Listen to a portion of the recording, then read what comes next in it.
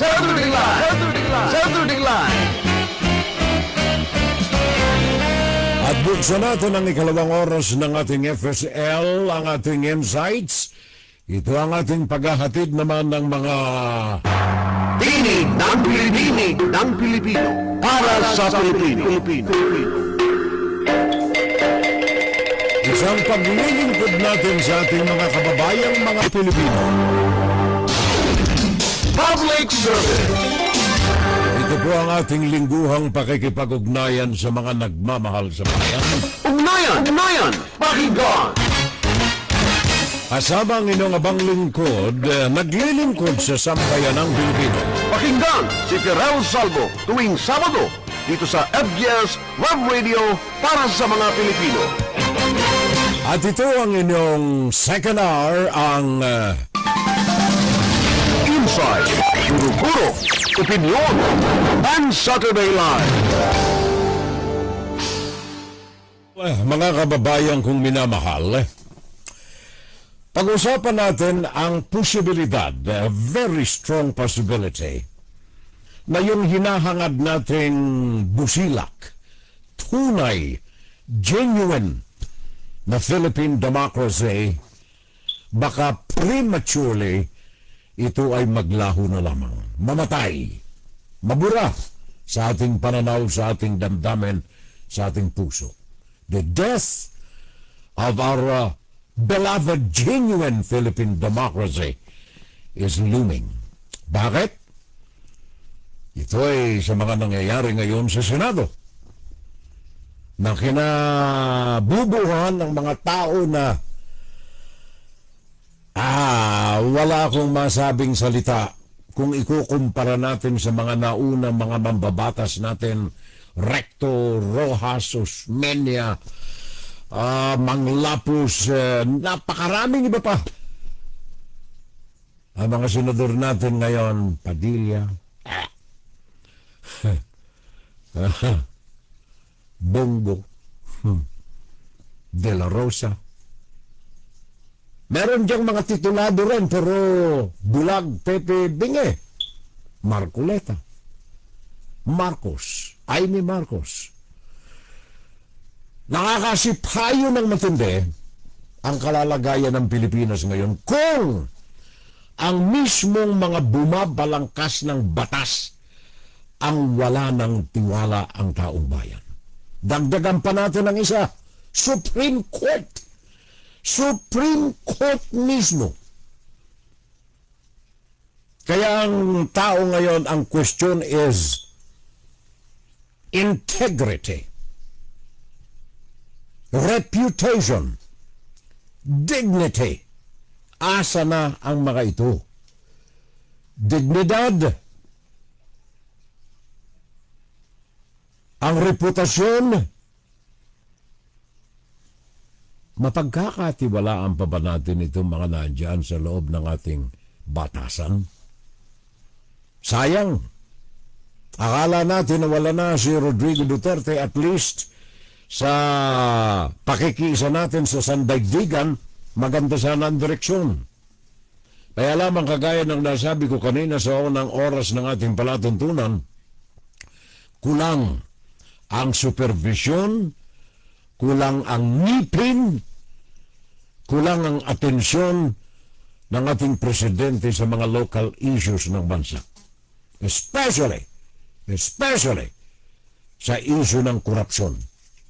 Mahirap yung kasi na mayroon kang backpack, mayroon kang pasan-pasan sa likod, nakapareho nitong mga akusasyon na ibinabato natin dito sa mga balasubas ng mga public officials. Kagaya na lamang nitong impeachment ni Sara Duterte. Hindi aabot ito sa ganitong kalalagayan sa kasalukuyan kung ito ay pagkatapos na mula ang 6 na taon ni Rodrigo Duterte, pinagtuunan ng pansin ng kasalukuyang administrasyon na salungatain, burahin, labanan ang korupsyon. Anong nangyari? Tingnan nyo itong report ngayong araw lamang na ito. Survey ng SWS. National Capital Region Poverty Line.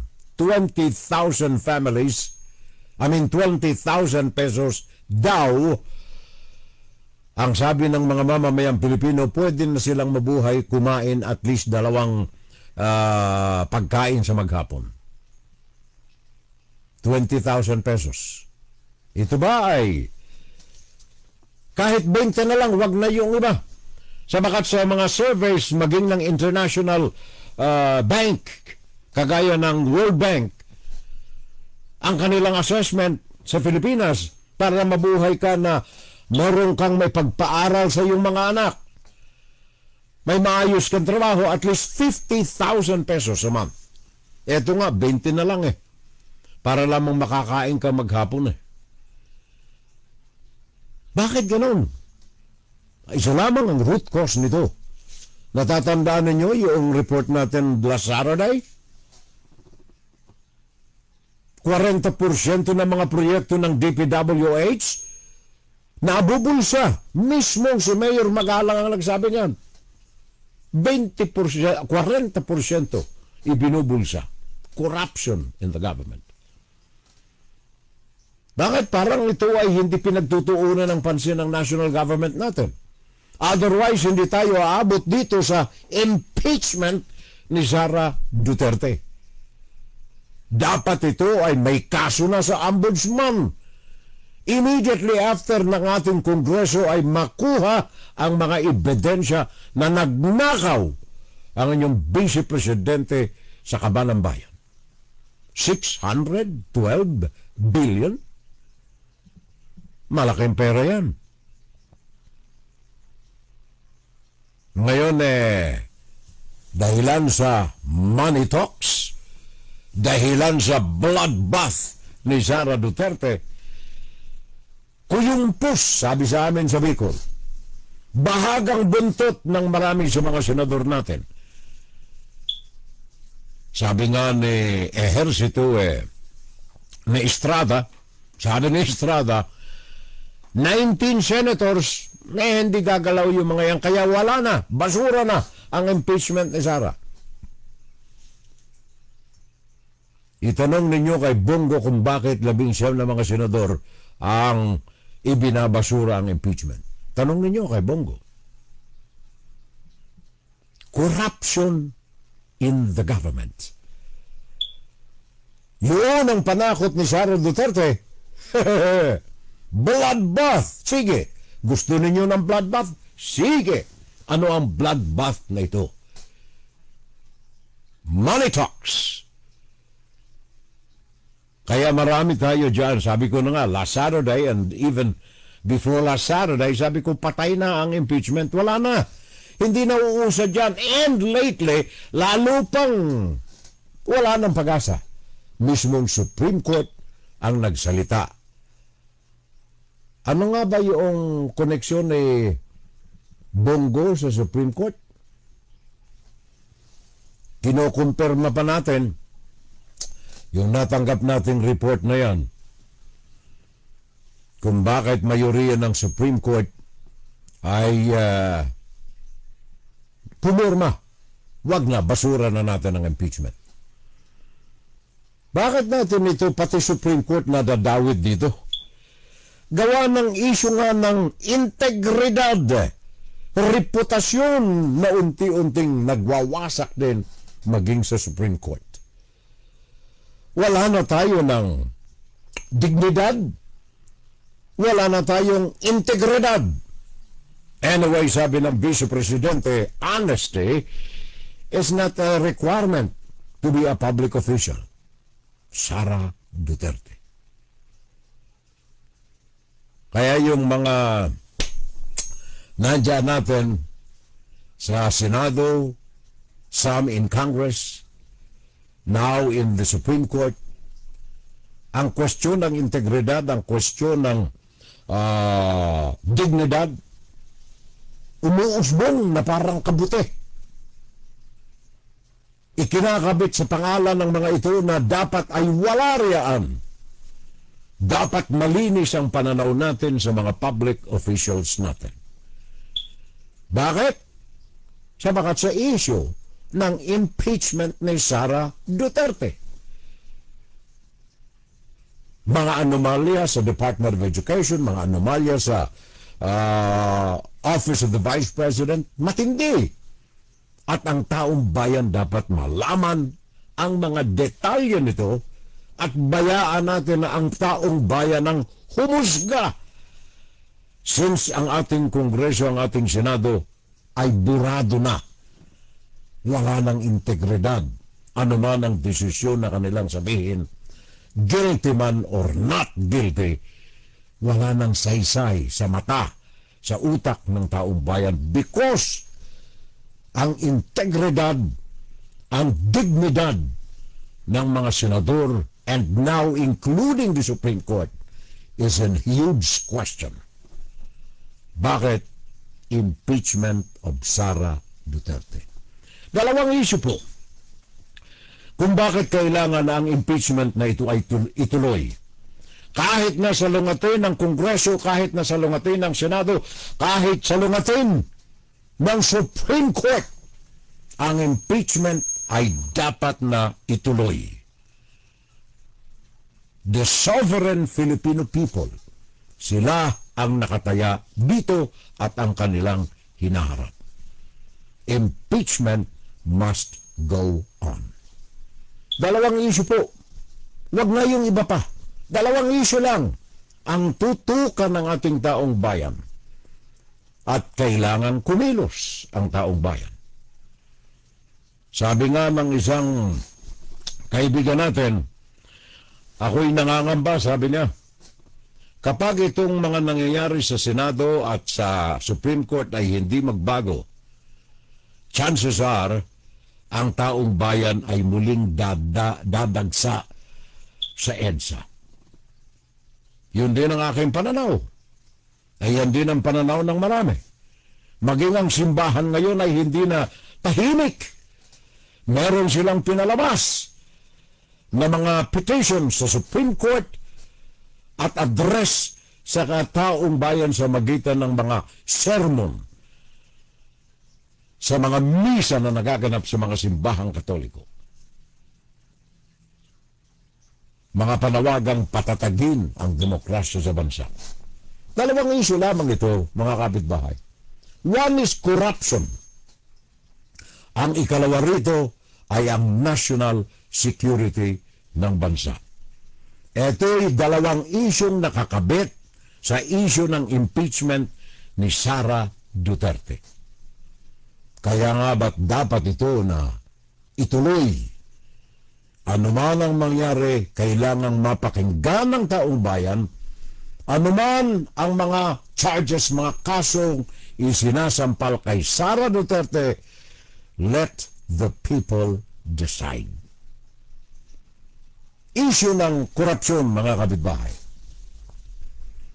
Hindi biro-biro ang mga nakasangkot ditong mga items sa tanggapan ng Vice Presidente until now, nasa sa kanyang ilalim, at sa tanggapan ng Department of Education na inalis sa kanya.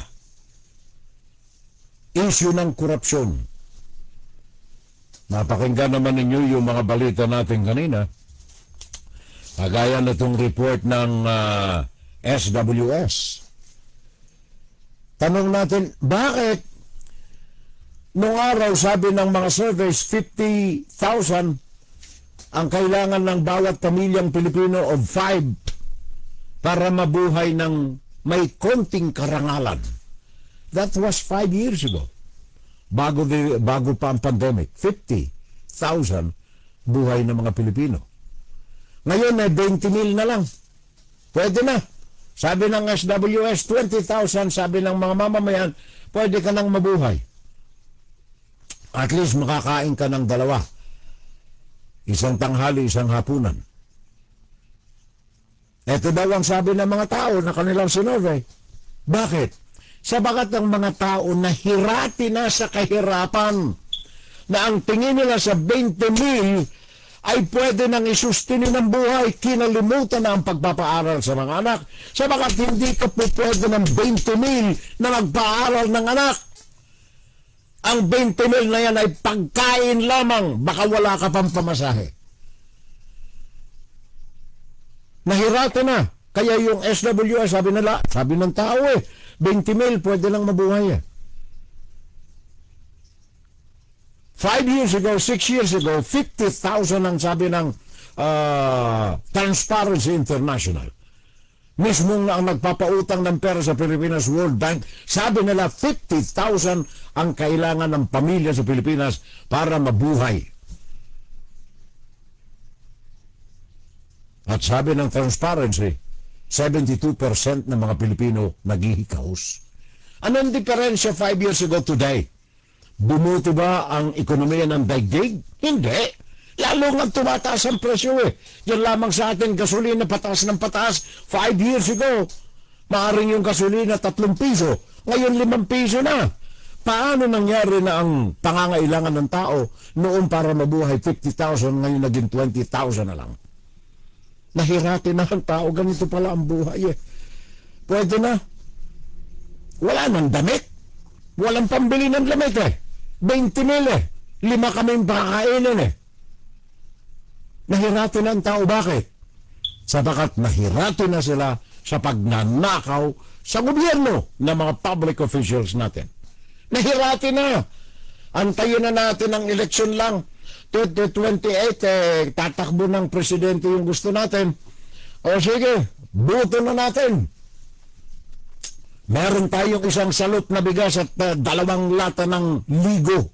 Hindi libo, ligo. Ayun na lang. And the rest of the years, patay na naman tayo, gutom na naman tayo.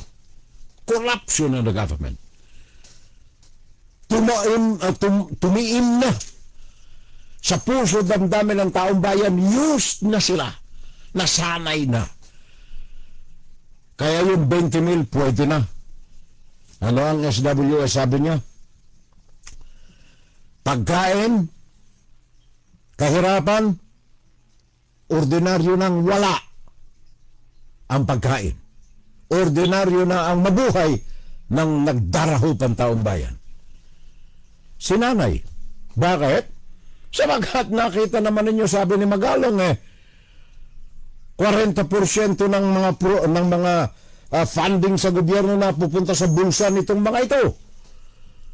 Kaya malakas ang loob ni Sara Duterte, bloodbath tayo. Sapagkat alam ni Sara Duterte sa kanyang mga tiktik sa loob ng administrasyon na may mga nagnanakaw ng pera doon sa akap, doon sa kurap, kung ano-ano pa. Kaya yung tao nasanay na rin. Doon tayo humingi ng awa sa suhol ng gobyerno. Gawa nang wala tayong programang benefisyado ang taong bayan na makapagtrabaho. Kaya ano ang iniuusad natin ngayon? OFW. Trabaho sa bansa. Bakit? Wala kang ganyang kikitain sa Pilipinas. Nakita naman ninyo, bahar rito, bahar roon. Bakit? Ninakaw yung pera ng taong bayan. Corruption in the government. Ito po'y palasak na issue na pinag-uusapan. Alam na yan ng taong bayan, kaya lamang the sad reality is marami sa atin ng mga bulag, mga pipi at saka mga bigay. Kesira-sira na lang. Whatever will be, will be. Yun na lang, nasanay na Gawa ng ang corruption is part of governance in the Philippines. Yung mga alalay ni dating Presidente Rodrigo Duterte, nandiyan sa pwesto. Sila nagpapatakbo ngayon sabagat may pera. Saan galing ang pera? Alam na ninyo. Ang tawag riyan ay corruption. Meron naman tayong presidente, ang kanyang focus sa foreign investments, correct, good, salute. Pero kung ang investors na ito ay maglakak ng pera sa Pilipinas, pagkatapos pagdating ng Pilipinas, kukurakutin ng mga corrupting public officials, bukas makalawa wala na yung mga foreign investors na yan. Yan ang korupsyon sa bansa. Bahagi na ng susunod natin. Tingnan ninyo itong report dito.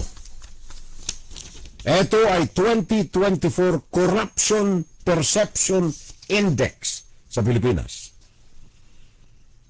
Sa Asia, ang mga magaganda, magagaling na mga administrador, mga presidente sa Asia, number 1, Singapore, good governance. Number 2, Hong Kong, good governance. Ranking ito ha. Number 3, Bhutan. Mantakin mo yan, Bhutan ha. Doon ito sa bundok na sinakop ng China. Mga Buddhist ang nagpapatakbo nito, Bhutan. And then Japan, number 4. United Arab Emirates, number 5. Magnakaw ka roon, pugot ulo mo. Number 6, Taiwan. Number 7, Israel. Maraming iba pa.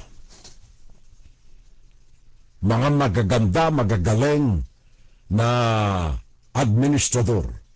Yung mga binanggit ko, puro Asian countries lang yan. Inalis ko yung iba, 180 countries in the world. Ang binigyan ko lang ng puwang itong Asian countries. Para lamang may focus natin ang atensyon sa Pilipinas. Ang lupa nating tinubuan. Ang lupa nating sinilangan na pinatatakbo ngayon at pinababayaan natin na ang korupto sa gobyerno ay patuloy na mamayagpag. Most corrupt countries in Asia. Pakinggan ninyo. Pakinggan ninyo maigi. Sa bakat ito, Asia lamang ito, out of 180 countries, ang Pilipinas nandito sa most corrupt countries in Asia. At pakinggan ninyo itong mga bansa na ito, ikumpara ninyo, ilarawan ninyo sa inyong ulo ang kasalukuyang kondisyon nila. Syria, sinasalanta ng gera at nasa kalagitnaan ng disyerto. Yemen, maraming mga balasubas na mga pirata na nagnanakaw sa mga barko. North Korea, isang diktador na pamamahala. Myanmar, ang dating Burma, may gera pa rin hanggang ngayon, civil war. At saka mga bansang Kistan, like Turkmenistan,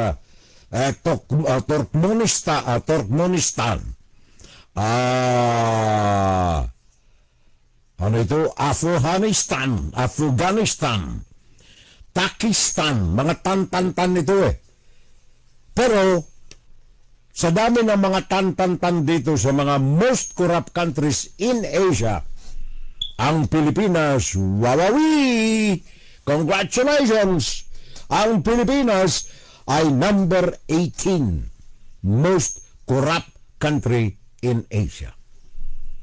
Number 18. Ang mga kasama natin, yung mga tan-tan-tan, Iraq, Pakistan, or Uzbekistan. Matakay mo yan. Ito yung araw-araw may gera. Araw-araw may pinapatay itong mga Takistan, Lebanon, Cambodia, Myanmar, Kyrgyzstan, Iraq. Matakay mo, hindi ba tayo nahihiya yan? Puro itan mga ito eh. Ito'y kahit saan kayo manood sa video, ang mga bansa na ito ay mga talagang nagdarahop eh. Talagang sadsad sa lupa ang kanilang kahirapan. Ang kaakibat ng kahirapan ng mga bansa na ito ay pagnanakaw ng mga public officials. And then ang Pilipinas, ika-18 sa mga magnanakaw. Eh baka sabihin niyo, malayo naman eh. 18 tayo, malayo eh. Worldwide, 180 countries. Ang Pilipinas, 114 ang ranggo ng Pilipinas. Nasa kalagitnaan tayo ng mga balasubas na mga bansa sa daigdig. Ang score natin, 33 of 100. One being the worst, pinakang matindi, pinakang kurapto, pang 33 tayo. Madaman mo yan kung titingnan natin maigi. Di ba tayo nahihiya sa ganyan? Yung mga magnanakaw, talagang mga walang hiya yun eh. Magnanakaw sila eh. Sila ang root cause ng mga ito eh. Walang hiya yung mga yun eh. Pero tayong Pilipino, kayo na mga hanggang ngayon, daladala ninyo ang citizenship ng Pilipinas. Diyan kayo pinanganak, diyan kayo lumaki, diyan kayo nagkapamilya. Mapapabayaan ba natin itong mga balasubas na ito? Bloodbath, sabi ni Sara Duterte. Magic word ni Sara Duterte. Bloodbath. Papatay ito sa tunay na hangad ng mga Pilipinong demokrasya. Corruption. Ikalawang issue, mga kababayan ko. Kanina nabanggit ko sa inyo na si Marcos, saludo ako sa kanyang foreign policy. Yung mga pagbiyahe niya, at least tinitingnan ko ang record ng kanyang mga investments, prospecting, mga possibilities of foreign investments, very bright. Ang impression ng mga foreign investors sa investment sa Pilipinas, very good, commendable. Ang mga pinirmahan ni Marcos, okay, advantageous sa mga Pilipino. Foreign investment. Security ng bansa, okay. Naandyan ang India ngayon, bagaman ito'y paling-paling ang India, pabor sa Amerika, pabor sa Russia, personal na interest ang priority ng India. Pero naandyan, katulong ng Pilipinas. Ang Japan, South Korea, Britain, Australia, Poland, France, Italy, mga ito nagkakaisa na suportahan ng Pilipinas. Ano ang tinutukoy natin dyan, mga kababayan ko? Sabi ko nga kanina, dalawang issue lang ang nais kong i-focus dito sa impeachment ni Sara. Na kung pababayaan ninyo na makalusot si Sara, kawawa ang Pilipinas, magtatampisaw tayo sa korupsyon and maghahatid ito ng panganib sa national security ng bansa. Bakit? Well, alam naman natin na ang buong pamilya ng Duterte ay pro-China. Ang kanilang partido ay suportado, tinutustusan ng China. Ang PDP Laban, pirmado ang kasunduan na ito ng PDP Laban with China. Pirmado ang kasunduan na ito with PDP Laban ng Russia. Dalawang komunistang bansa. Yun ang tinatangkilik ng pamilya ng mga Duterte, headed by the father, Rodrigo Duterte, at being pursued by the daughter, Sara Duterte. Kaya yung mga tao nila riyan, bagaman may mga pangalang iba-iba ng partido, nasa ilalim ito ng umbrella ng PDP Laban, with finances being received from the Chinese Communist Party. Kaya ang impeachment na ito ni Sara Duterte dapat mapakinggan ng taong bayan sapagat kung pababayaan natin malusaw ang impeachment na ito into nothing, nakalaan riyan ang hinaharap ng bansang Pilipinas. Whether tayo, ang Pilipinas, manatiling independyente, demokrasya, or saklubin ito ng tuluyan, love is lovelier the second time around with the Chinese Communist Party under Sara Duterte. Mapanganib, kaya nga ba sabi ko kanina, okay na sa akin si Marcos as far as foreign diplomacy is concerned. Pero lahat ng ito ay mabubura, malulusaw sa tingga kapag ang Duterte ang muling mamayagpag dyan sa bansa. Bloodbath, tandaan ninyo, Walang mga utak ang marami sa mga senador natin riyan, Puera de los Buenos, hindi ko nilalahat. I apologize doon sa mga may integridad pa rin. Pero marami sa mga senador natin dyan, nakikita naman ninyo, hindi ko na kailangang isa-isahin. Marami riyan ay mga money counts. Nakita naman ninyo yung issue natin last Saturday, kung ano at magkaano at paano binalasa ang 2025 budget. Kaya kung ano ang ikumpas ng bloodbath ni Mr. Chess Escudero, doon ang sayaw ng mga alipores nito. Dito po sa ating foreign policy, ang marami sa mga kababayan natin, especially yung mga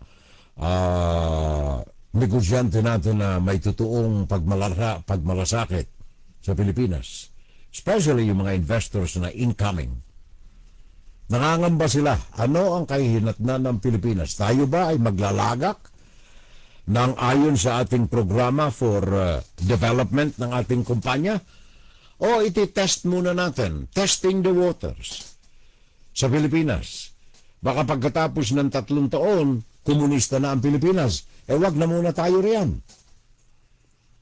Kaya yung issues na ito ng national defense ng Pilipinas, national security, kaakibat ito ng impeachment ni Sara Duterte. Kailangan natin na makita ang pag-usad ng impeachment.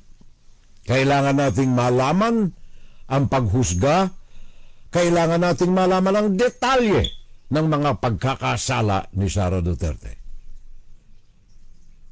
At ang pagtanggal kay Sara Duterte sa anumang posisyon sa gobyerno ay isang magandang hakbang upang ang clout, ang ambisyon, ang bullying, ang pananakot ng China ay tuluyan ng mawala. Ang China ay may mga mata at mga tenga at mga bibig dyan sa Pilipinas. We know that. No less than the Vice President is one of those.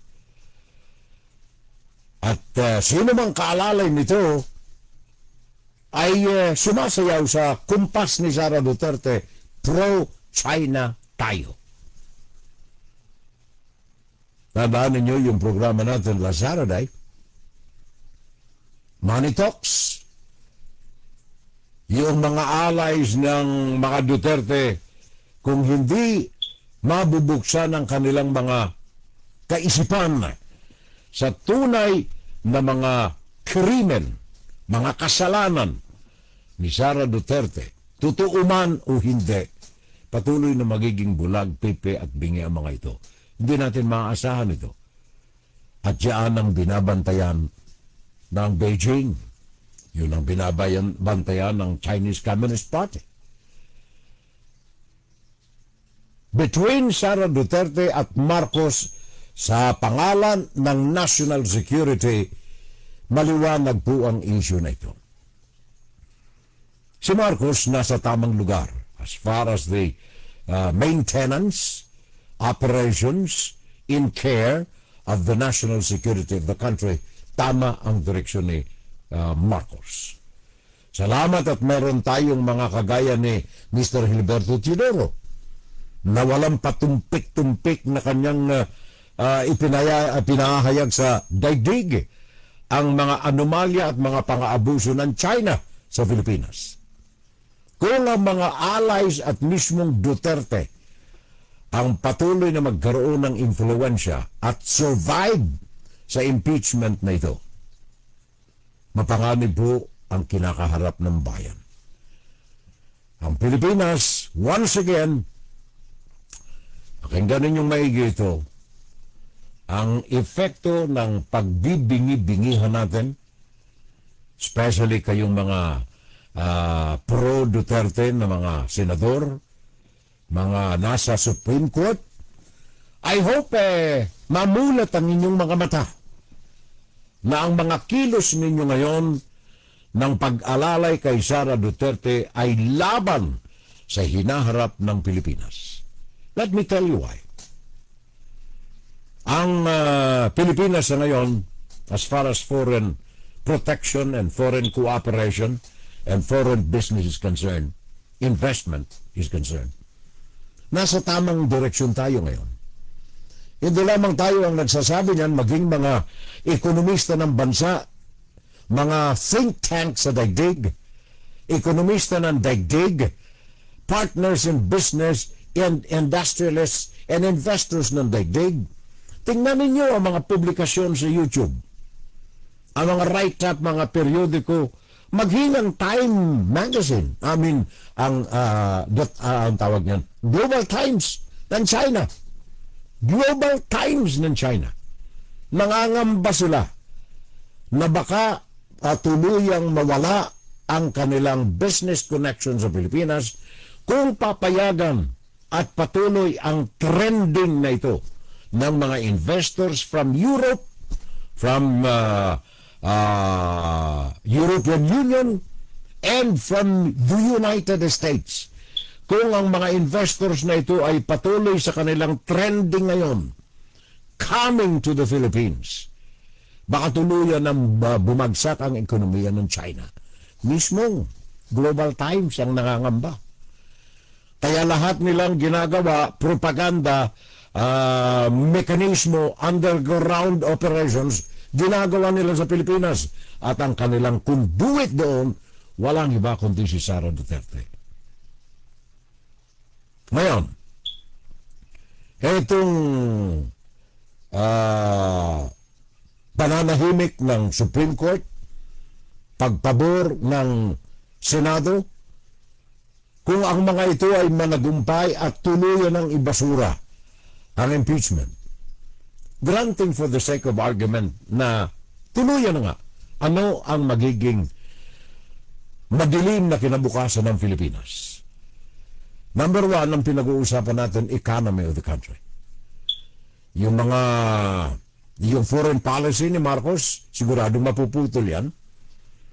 Alam mo naman ay kanya-kanyang patakbo ng utak ang ating mga leader, at yung pinalago ng isa pag nawala sa pwesto, buburahin naman ang incoming.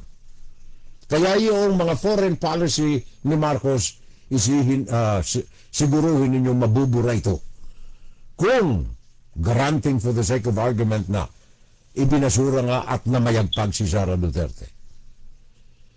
Ikalawa, yung leverage, yung proteksyon, yung funding, yung support ng Estados Unidos, mabubura ito diyan sa Pilipinas. Very dangerous situation para sa Pilipinas, economically and militarily. Mawawala yan. Siguradong yan ang uunahin ni Sara Duterte at ng kanyang kampon sa magitan ng mga kaliwite, mga demonstrador sa kalsada na bayaran mo lamang ay ipagsisigawan nilang down US. Marami tayo riyan. Nakita naman ninyo. Bayaran ang mga ito. Kapag natuloy, pag nawala si Marcos in 2028 at sinamampalad tayo na nagkaroon ng tsansang muli itong mga Duterte sa pwesto, patay na ang relasyon ng Pilipinas sa Amerika. Lahat ng mga yan babawiin, lahat ng mga yan ay aalisin. At ang Beijing na ngayon ay naandyan lamang nakaabang, pati ang West Philippine Sea, mawawala yan sa kamay ng Pilipinas. Tandaan ninyo, sa 6 na taon ni Rodrigo Duterte ay pinabayaan niyang mamayagpag ang China. Lahat ng ginusto ng China ibinigay ni Rodrigo Duterte. West Philippine Sea binigyan ng kalayaan ang Chinese Communist Party, ang PLAM, People's Liberation Army Navy, na mamayagpag sa West Philippine Sea. Kaya ano ang propaganda ng mga Duterte camps? Tahimik kami. Tahimik ang Pilipinas. Noong ang presidente si Duterte, wala tayong panganib sa kamay ng China. Kapag ang China tahimik, nasa kanila na lahat eh. Ang China, bigay mo sa kanila o hindi, pareho ang trato sa iyo. Kalabang ka, hindi ka kaibigan, pinagsasamantalahan ka. At yun ang panganib na muling makakita ng Pilipinas. Oras na ang foreign policy ni Marcos ay maputol dahilan sa pagbabago ng administrasyon sa bansa. Panganib! At kung si Sara ay makaligtas, survive dito sa kanyang impeachment proceedings na ito, naandyan ang consolidation ng kanyang poder. Money talks. Naandyan ang bloodbath implementation. Siguradong sa umagitan ng connivance with the Chinese Communist Party, magkakaroon ng realignment sa poder, sa takbo ng gobyerno, yanig ang ekonomiya ng bansa, yanig ang national sovereignty ng Pilipinas. Ito hindi magagandang mga pananaw na nasasabi natin dito, pero ang pinakamaganda, harapin natin ang katotohanan. Ano ba ang mga maaaring mangyari sa mga maaaring desisyon ng mga namumuno sa bansa? Huwag na nating tingnan maigi ang Senado sapagkat sabi ko na nga kanina, ang majority ng mga nagmamasid wala nang tiwala sa Senado. Ang kanilang integridad nalusaw na sa mata ng maraming mga nakakaalam na mga mamamayang Pilipino. Ang kanilang dignidad wala na, hubad. Ang mga senador natin, marami sa kanila sa dignidad na kailangan ng isang public official. Kaya in total, ang kanilang perception, zero for goodness. Wala na. Ano man ang kanilang gawin, wala nang pakialam ang taong bayan. Iisa na lang ang conclusion dyan. Na sila ay hindi para sa taong bayan, sila ay para sa kanilang kapakanan at sa kapakanan ng kanilang pamilya. Ito pong impeachment na ito, the sad reality is, ito ay hindi makakapagbigay ng solusyon sa lahat ng problema natin. Yung impeachment ni Sara, kung sakaling maipatupad ang katotohanan, maihantad sa taong bayan ang mga kasalanan ni Sara Duterte. Mahusgahan ng taong bayan ang mga kasalanan ni Sara Duterte. Ito po ay hindi magbibigay ng solution sa pangkalahatang problema upang umunlad at maahon sa kahirapan ang taong bayan. Ang susi rito ay nasa kamay din natin, taong bayan. Lalo na kayo na mga naandyan, dyan nabuhay sa Pilipinas, dyan na rin kayo mamamatay sa Pilipinas. Ang impeachment na ito ay hindi makapagbibigay ng solution for every problem of every Filipino. Unless na makilala natin ang kahalagahan, maipairal natin, maipatupad natin ang kahalagahan ng tinatawag na accountability. Public officials, kailangan ay busisiin natin ang kanilang mga performances. Anyway, the government is of the people, for the people, and by the people. Mismo ang saligang batas ang nagsasabi, ang soberenya ay nasa taong bayan. Kailangan natin ang itawag, ipakilala, ipaabot sa bawat opisyal ng gobyerno ang accountability responsibility nila.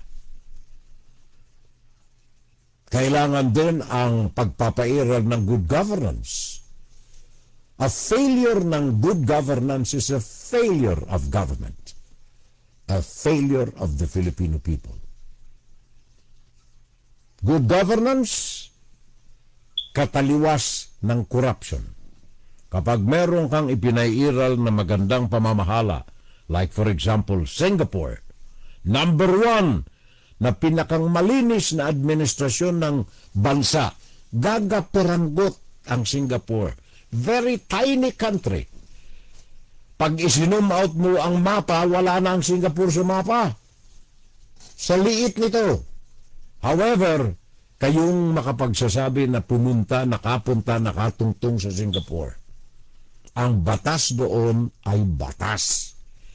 Ang batas doon ay hindi lamang nakasulat sa papel, kundi nasa kalsada, nasa puso ng bawat mamamayan, at nasa damdamin, nasa utak ng bawat mamamayan. And any violation of the law, mananagot kayo. Kaya kailangan natin dyan sa Pilipinas, good governance. Meron tayo mga natatanaw, nasa sideline lamang sila. Hindi nakafocus sa kanila ang mga click lights. Hindi nakafocus sa kanila ang mga dagitab ng ilaw. Nagkikislapang mga ilaw, wala sa kanila. Pero nandiyan sila. Ang taong bayan ang humuhusga. Huwag nating lagak ang ating boto dahilan sa kilala nating artista ito. Nakita naman ninyo ang resulta. Robin Padilla, pinakambobo na public official sa Pilipinas. Nais magtangka, nakita niyang may bobo sa Senado, si Philip Salvador at saka si Revillame. Pwede pala ang bobo eh. Sama na kami. Ganyaang kasama ang impression, ang kawalan ng integridad, ang kawalan ng dignidad na nakikita ng taong bayan sa mga public officials natin, particularly ang lawmaking body at ang judiciary sa ating bansa. Kaya nandiyan ang ating pagboto kung ating gagawin at gagamitin ng tama. Sabi ko na nga kanina, ang impeachment is nothing. Hindi ito ang end ng corruption sa bansa. Ang katapusan ng korupsyon sa bansa ay nasa kamay ninyo. Kapag ang ating mga mamamayan ay patuloy na bulag, pipi at bingi, we don't have a chance. Kung ang may nakita tayo at hindi tayo nagsalita, we never will have a chance. Walang pagbabago. Sabi ng SWS, satisfied ng taong bayan, 20,000 a month na sahod, pwede na silang mabuhay. 5-6 years ago, 50,000 ang sabi ng Transparency International para mabuhay ang isang Pilipino ng maayos. Bakit bumaba? Samantalang yung mga presyo tumaas. Nahirate si Juan de la Cruz sa kahirapan sapagkat tuloy-tuloy ang pangungurakot, ang pamamahala, ang pagpapatakbo sa bansa ng mga bobo sa gobyerno. Robin Padilla, kung sino-sino pa, may kalidad na mga abogado rin sana, pero bulag at pepe at bingi naman at kroni ng mga political dynasties, wala rin nangyari. Yun ang masaklap na kasaysayan ng Pilipinas ngayon. So the people must watch and guide the leaders of the country. Hindi dapat na kayo ang doktoran, kayo ang turuan ng mga nasa gobyerno. Tandaan ninyo na sila'y nandyan nakaluklok dahilan sa inyo. So at the end of the day, ang kasalanan ng politikong nakaupong balasuba sa gobyerno ay kasalanan ninyo na mga bumoto sa kanya. Kung worst comes to worst, mga kapitbahay, sabi ko na nga, kung wala na tayong maasahan sa mga politiko natin, ang kanilang integridad, zero. Ang kanilang dignidad sa pagpapatupad ng kanilang responsibilidad sa tao, zero. At ang impression ninyo sa kanila, ang reputasyon nila sa inyo, ay zero na. Kailangan ang kamay natin kumilos na. Ano man ang maging desisyon ng impeachment court, lalo tigit kung ito ay pagpapaubaya sa pananakot ni Sara Duterte'ng bloodbath, which to me means money, corruption, nasa kamay natin na baguhin ang desisyon. Ang taong bayan may karapatan sa kanyang bayan, sa kanyang kapitbahay, sa kanyang sarili. Kung ang tingin natin ang judgment is not fair, baka meron tayong mga grupo riyan na pwedeng makasama at makasangga. Or maybe the Armed Forces of the Philippines. Sabi nila, we are independent in the political exercise of our country. Sabi ng ating armed forces, we are for the people, for the protection of human beings in the country. Then, baka makasama natin ang mga ito. Meron tayong simbahan na every time na tayo ay nagdarahop, naghihirap, naiiyak sa kahirapan, wala tayong makain, pumapasok tayo sa simbahan, lumuluhod. Ang iba riyan ay gumagapang pa, ang iba riyan ay lumuluhod ng palakad patungo sa harap ng altar para magmakaawa sa puong may kapal. Ngayon sila mismo po ang may tinig. A call for justice, a call for due process, especially and particularly sa impeachment ni Sara Duterte. Sa mga panahon na tayo nangangailangan ng tulong, sa mga panahon na ang tingin natin sa paligid ay napakadilim, sa mga panahon na ang tingin natin sa buhay natin ay wala ng silbi, merong ilaw sa gitna ng dilim na naaanag-ag tayo. At yan ay ang pangako ng Diyos. Ang simbahan ng kanyang tahanan na laging maliwanag at nagpapaliwanag. Before we end the show today, nais kong iparinig sa inyo ang tinig ni Father Flavie Villanueva, SVD. Siya ang coordinator ng SVD JPIC Central Province. Founder ito ng program Paghilom. Yung mga may problema, yung mga nasasaktan, yung mga umiiyak, ito ang pag-asang ipinagkakaloob. Panawagan para sa katarungan for justice at para sa due process, particular sa issue na ito ng impeachment ni Sara Duterte. Short of asking for a people power, narito ang justification. Pakinggan natin si Father Flavie Villanueva. Pakinggan natin ang kanyang panawagan sa ating mga Pilipino. Sindilim po ng panahon ngayong gabi at ng mga nagdaang araw ang ating nakita, nadinig at naranasan mismo sa Supreme Court. Akala natin nang nakulong si Duterte, uusad na po ang ating inaasam na katarungan. Ngunit hindi. Tuloy ang panonokhang. Nung panahon ni Jesus, merong 12 disipulo, isa ang Judas. Pero ngayong panahong ito, nakita natin, ngayong araw na to, na mas madami na ang nanghuhudas. Hinudas ang katarungan, hinudas ang katotohanan, at patuloy ipinapagkait sa mamamayang Pilipino ang katotohanan. Mga kapatid, si Sara Duterte ay dapat pa rin panagutin. Hindi inabolish at hindi tinanggal ang impeachment, tineknikal. Kaya tayo mga mamamayan, tayong nananampalataya, tayo na nasa laylayan at naniniwala na aayos ang Pilipinas, tayo po ang inaasahang kumilos. Panagutin natin siya sa mga salaping nawala. Panagutin natin siya sa confidential funds at sa DepEd. Panagutin natin siya sa mga pera na nakamkam kasama ng kanyang kaisipang hindi nararapat bilang isang vice-presidente. Ituloy natin ang laban. Hindi po usaping politika ito.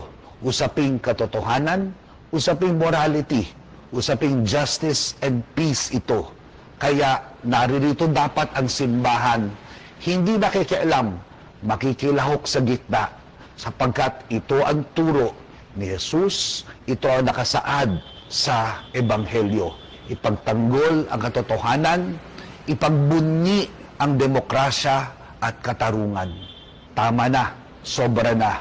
Kung tayo magbubuklod, simbahan, mamamayan, maralita, meron pong magandang bukas pa na maaring asahan. Maraming salamat po. Iyan ang tinig ni Father Flavie Villanueva, SVD. Panawagan para sa katotohanan sa impeachment ni Sara Duterte. At sa panig ng ating mga may kaalaman sa batas, especially sa saligang batas, isa sa mga bumalangkas nito, 1987 Constitution. Ang pamunuan ng Philippine Constitution Association or FICONSA sa magitan ni Chief Justice Renato Puno, dating Chief Justice of the Supreme Court. Meron silang ipinadalang petition sa Supreme Court ngayon. Ang kanilang official statement, Philippine Constitution Association, padala ito sa Supreme Court. Mahaba itong kanyang petition. Bago natin wakasan, balangkasin ko lamang ito sa ilang mga punto. Petition ng PhilCONSA sa magitan ni Justice Secretary Puno retired. Sabi na, the Philippine Constitution Association expresses the serious concern over the Supreme Court's ruling. With due respect to the Honorable Court, we believe this decision overreaches constitutional boundaries, disrupts the separation of power, and weaken Congress' exclusive authority to hold impeachable officers accountable. Mahaba itong istorya niya. Nahati lamang ito sa ilang mga mahalagang mga aspekto. Facts, sabi niya, cannot be ignored. The interpretation is constitutionally flawed. Judicial restraints and judicial activism is questionable. The doctrine of operative fact must be observed, and due process is not incompatible with the doctrine. Ilan ito sa mga issues na kanyang ipinakita, at ang detalye nito ay pwede niyong mabasa sa pahina ng PhilCONSA, Philippine Constitution Association website. Basahin po ninyo mga kababayan, magkaisa tayo sa pagpapairal ng batas, sa muling pagpapatingkad ng integridad ng pamahalaan, pagpapatingkad ng dignidad ng pamahalaan sa magitan ng pag-usig, pagparusa sa mga taong nagkakasala sa ating taong bayan. Sana po ay makarating sa inyong mga puso at damdamin. Inside, Guro-Guro, Opinion, and Saturday Live. At yan ang ating insights dito sa ating palatuntunan, ang ating Fun Saturday Live. Fun Saturday Live. Saturday Live. Saturday Live. Ang ating palatuntunang inilalaan natin sa puso ng ating mga kababayan. Puso ko, sa bayan ko. Sabagat ito mismo ang tinig ng ating mga kapuso. Tinig ng Pilipino para sa Pilipino. Paglilingkod natin sa bayang minamahal, paglilingkod natin sa inyo. Public service. Kaya meron tayong